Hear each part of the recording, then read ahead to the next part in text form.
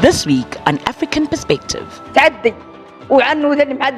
violations that Morocco is carrying out in Western Sahara must not be permitted, and that is why we are asking the European Union and the African Union to put an end to these violations. We focus on the plight of the Sahrawi people. Are the AU and UN doing enough to ensure that the Western Sahara is free? Join us on Wednesday at 9:30 p.m. Central African Time on SABC News, Channel 404.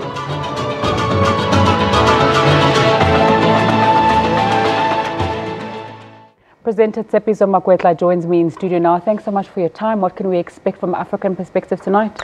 So what we're talking about today is the plight of the Sahrawi, the people of Western Sahara, who have been seeking independence since 1975. And what has happened is that the United Nations has put out an invitation to those involved in the conflict, and that is Morocco, Algeria, Western Sahara, and saying that they should come to Geneva and start afresh with negotiations. So what we had was our foreign editor, Sophie Mukwena, as well as our East Africa correspondent, Sarah Kimani, who went to the refugee camps in Algeria. It really was an eye-opener for them, because they spoke to the Sahrawi who've been exiled from the western part of that region. And what they're talking to us about is what really gruesome experiences. Some of them talk about being hounded out of the territory and how their family members have been summarily executed,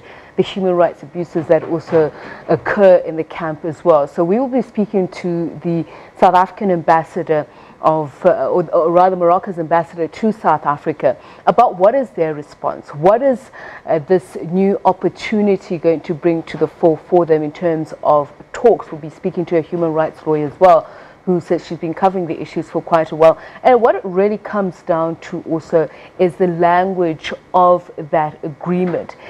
Some say that self-determination, as Morocco is saying, that should be the language that should be put forth, should be the focus. But the Sahara, we are saying that we agreed a long time ago on a referendum. In 1990 already there was an agreement through a UN-brokered discussion, negotiations, that there must be a referendum for the Sahrawi to decide for themselves.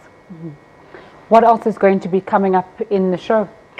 So you know that we've been covering the DRC elections. They are due at the end of December.